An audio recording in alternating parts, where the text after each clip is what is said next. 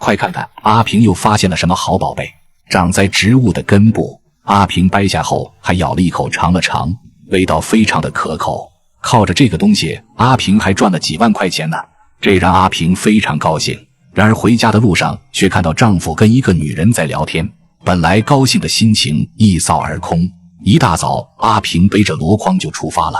走了一段崎嶇山路後，阿平在山林間發現了一種野生植物，他小心地從土裡拔出一塊，用柴刀削掉外皮，輕輕咬了一口，頓時眼睛一亮，味道非常鮮美。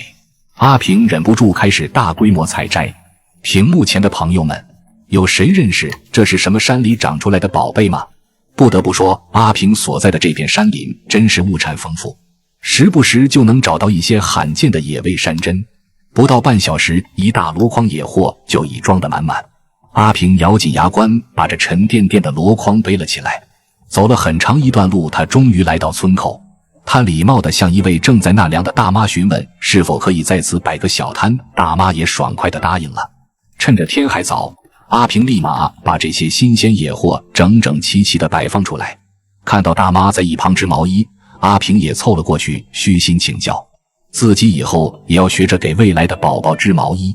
正當他們交談時，第一位顧客小姐姐出現了。她被這些新鮮少見的山貨吸引，毫不猶豫買了一大袋。在村裡擺攤其實也不錯，這裡擺攤的人少，競爭壓力不大，而且這類山裡罕見的野貨總能吸引路人的目光。陸陸續續有越來越多的村民過來幫襯，1個多小時後，這一箩筐山貨就全賣光了。阿平今天靠這個可賺了不少錢呢。離開村口前，阿平再次誠心感謝那位大媽，隨後便快步往庇護所趕回。可就在半路上，她意外看到了一幕，自己的丈夫阿超在和一位陌生女子低聲交談，真是本性難移啊。昨天还在苦苦哀求复合的阿超，今天就又做这種讓阿平生氣的事。阿平卻也慶幸自己昨天沒有答應阿超復合，他現在已經不想和阿超再有任何瓜葛。看着兩人一起走進屋裡後，阿平沒再停留，轉身繼續趕路。在經過一個攤位，阿平不由得停下了腳步。他平時經常收零錢，卻一直沒有一個合適的小包。阿平心裡一動，決定挑一個實用的。這種地攤貨雖然不是什麼大牌，但價格實在，樣式也不賴。最終，阿平選中了一只合心意的小包。此時天色已暗，阿平也顧不上多看一眼其他攤位，趕緊加快腳步往庇護所趕去。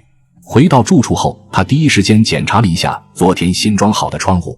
稍作休息後，阿平又拿起水盆和水管，準備去給門口的小菜苗澆水。他希望這些蔬菜快些長大。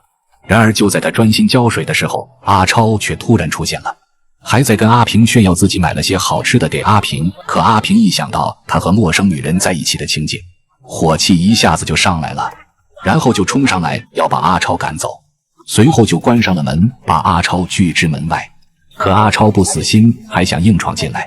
這一舉動徹底惹怒了阿平，他抄起一根竹子，指着他說：“你要是再不走，我可真要打你了。”經過一番激烈驅趕，阿超才不情願地離開。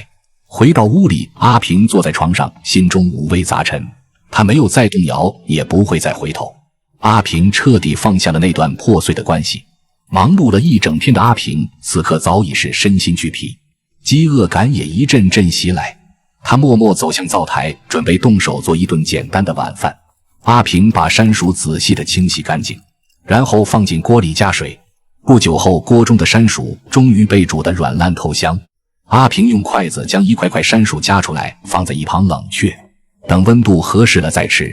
一口口吃着熱騰腾的山薯，阿平臉上沒有過多表情，只有沉默。他知道未來的路或許還会很難走，但他不會放棄。只要一想到肚子裡的寶寶，他就有了堅持下去的理由。